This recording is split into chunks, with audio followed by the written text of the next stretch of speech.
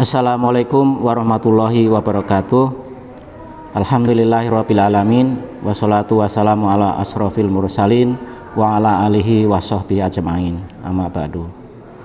Kaum muslimin di Kota Bandung pada khususnya dan umumnya kaum muslimin seluruhnya, pada saat ini kami akan menyampaikan materi tentang fikih dakwah.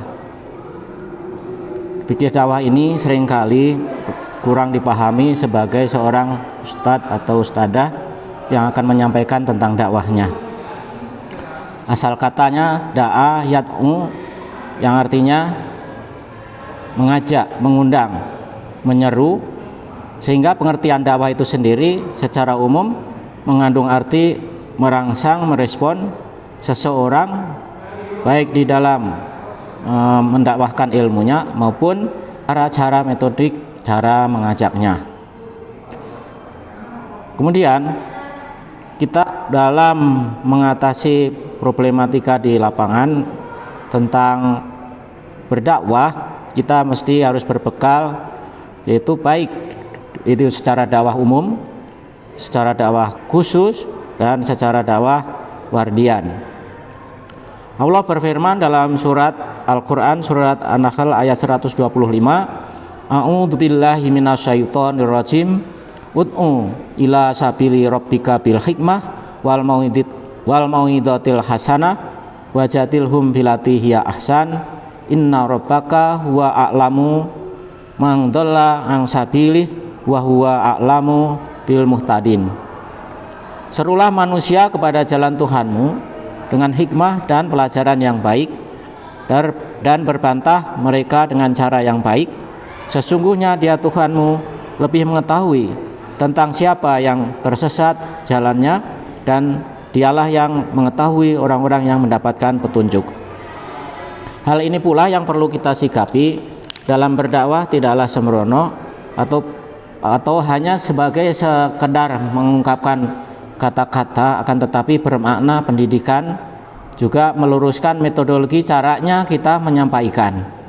Maka di sini yang pertama kita garis bawahi, ud'u ila sabili, undang, ajak kepada jalan Rabbika, Tuhan kamu, bil hikmah, dengan hikmah.